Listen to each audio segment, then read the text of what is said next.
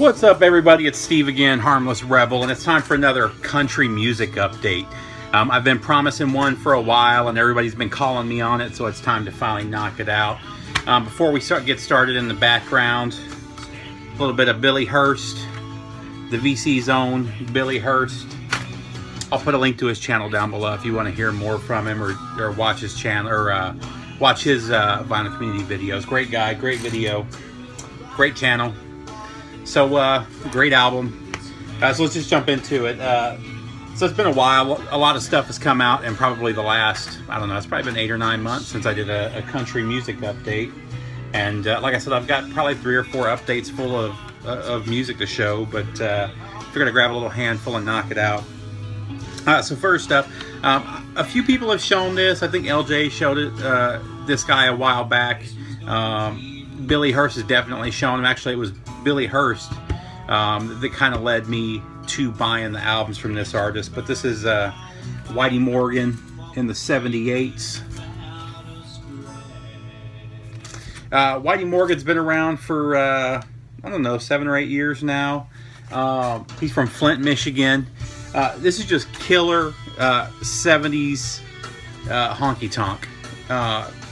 Just straight up. If you like Waylon Jennings especially, but if you like Waylon or Shooter Jennings, if you like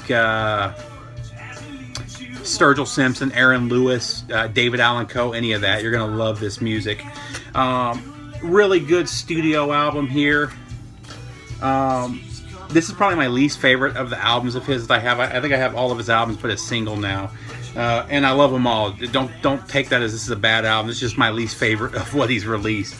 But this is still a killer album, and one I highly recommend. You can get this on the Bloodshot Records website for relatively cheap. I think I just paid like 10 or 12 bucks for his 2 albums on Bloodshot Records. So I highly recommend grabbing those while you still can. And then I got this one, and this album is absolutely amazing. This is Whitey Morgan in the 78s, born, raised, and live from Flint. And this is where this guy really shines. Live, absolutely amazing. There's videos all over the internet. Unfortunately, I missed him when he came here.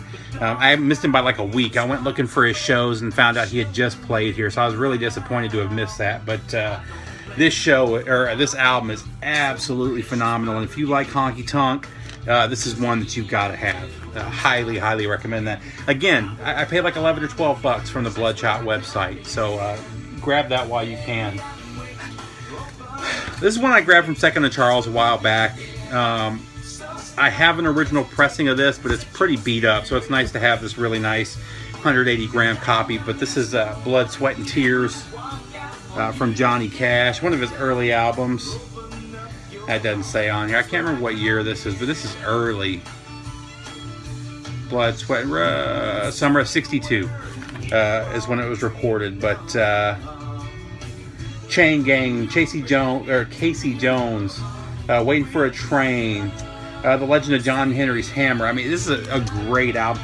None of these are hits, but there's some killer stuff on here. And Send a Picture of Mother is really good. But you can't go wrong with any of the Johnny Cash through the early 80s when he kind of started experimenting with the electric sound, when they started introducing synths and stuff like that. And I'm pretty sure most of that was the record label trying to push that on him. But pretty much all the Johnny Cash albums are great. I love them all. Next up, this is from Maroon Volume 1, the newest album from Chris Stapleton. You kind of have to be living in a cave not to have run across Chris Stapleton. He's one of the few artists that's kind of broken through pop radio or pop country radio without being pop country. And even he is not getting played that much on country radio, which is surprising because he's been cleaning up on awards. I think his last album went platinum. This is a really good follow-up to that album. Definitely in the same vein. I've played them back to back, and they kind of fit together seamlessly. I don't think this one is as good as his last album, simply because his last album, I loved every single song. Every single song's amazing. I do like every single song, but Them Stems and Death Row, the last two songs on the album, I could live without. They're not bad songs. They're still good songs. They're just not my favorite. And Chris Stapleton's been around for a long time. He's been writing for a number of artists. He's had hits with Tim McGraw. That's the one that comes to mind. But Broken Halos is probably the biggest hit off of here right now. But Last Thing I Needed, Second One to Know, Without Your Love. Just a lot of really killer songs on here.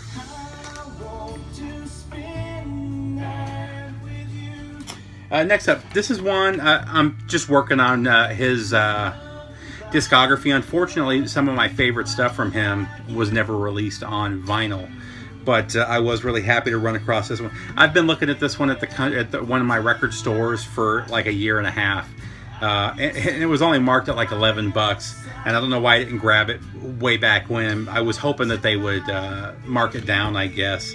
But this is High Lonesome from Randy Travis, and this was a great album. This was 90, I believe, 91, and let's see, what were the songs on here? Better Class of Loser was probably the biggest hit.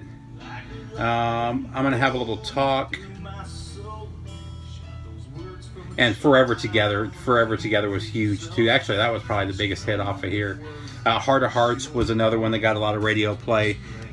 Great album from a great artist who unfortunately isn't doing well these days. Next up, we'll save that one. Next up, again, I can't talk about this guy enough. One of my all-time favorite artists, period, of any genre. I think I'm just missing one of his albums on vinyl from the 80s and early 90s now, but this is Living It Up from George Strait. Drinking Champagne, Love Without End, Amen. Lonesome Rodeo Cowboy is awesome. Probably the biggest hits off of here, but you just can't go wrong with George Strait. Just straight up traditional country, the way it should be done.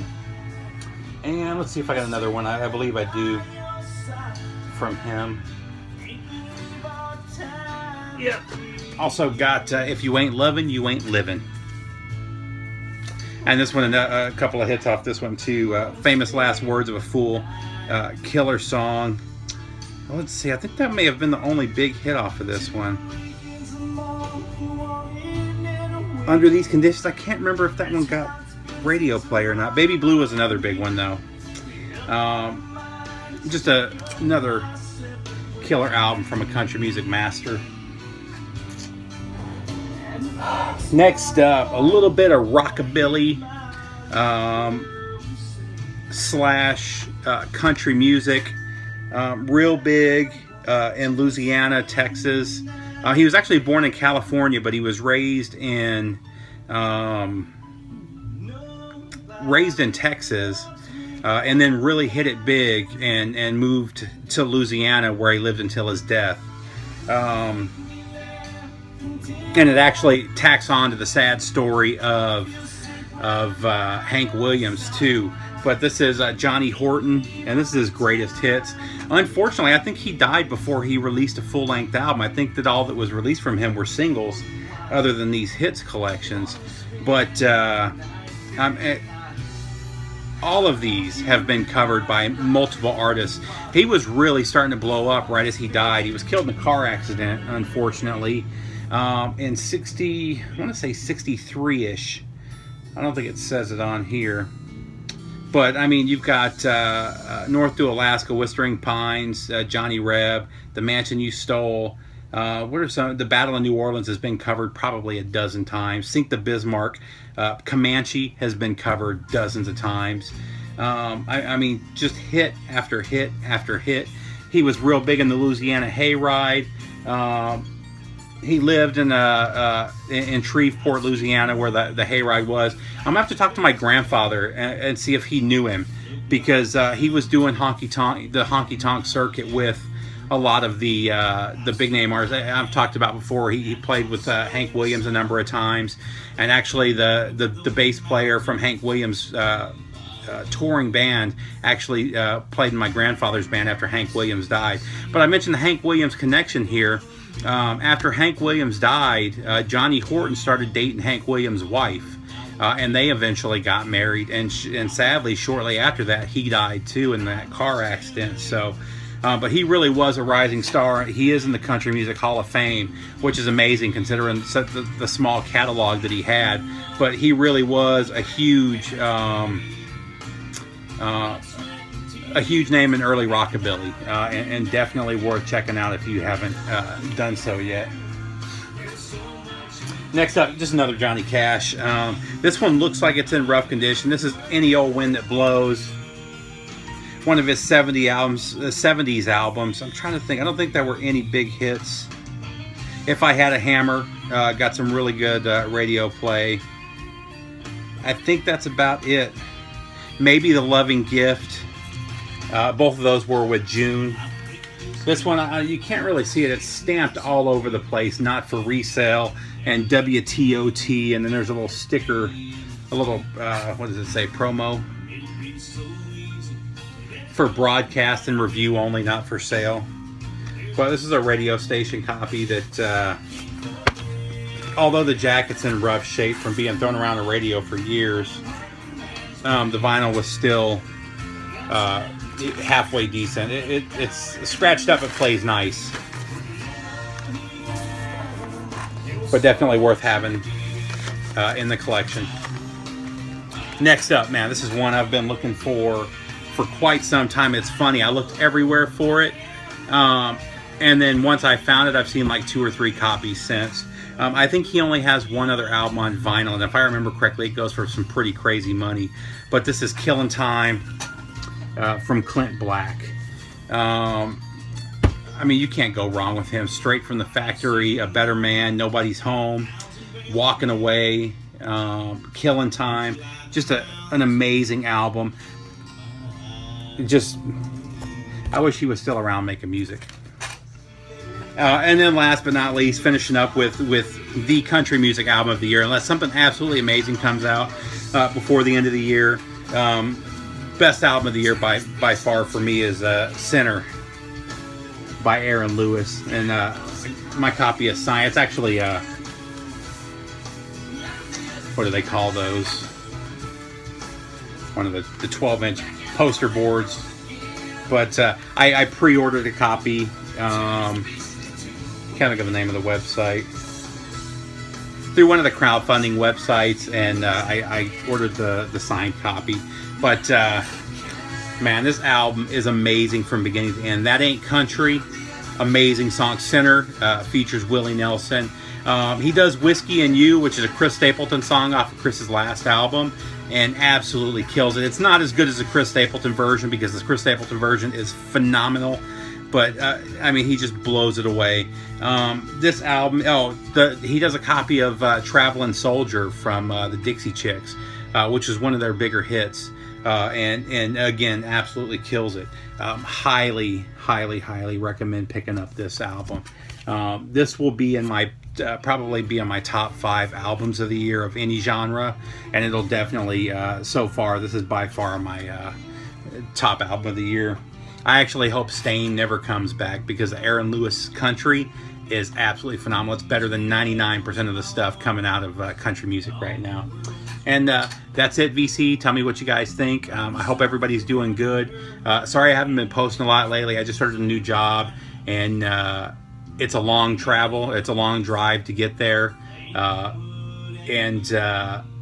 The training and the travel and trying to get used to the new schedule has just been really draining on me, and I just haven't been listening to that much music. And I shouldn't say that. I've been listening to a lot of music in transit. I haven't been listening to a lot of records, though, and I just haven't had a lot of time to be doing videos. But I will. I am still around. I am still going to be doing videos. With the job, I'm actually going to be going to Baltimore for 7 weeks probably October and half of November, I'll be in Baltimore. So I'll be doing some videos from there too, doing a little digging and whatnot. So keep an eye out for that as well. That's it, VC. I hope everybody's good, and I will see you soon. Bye-bye.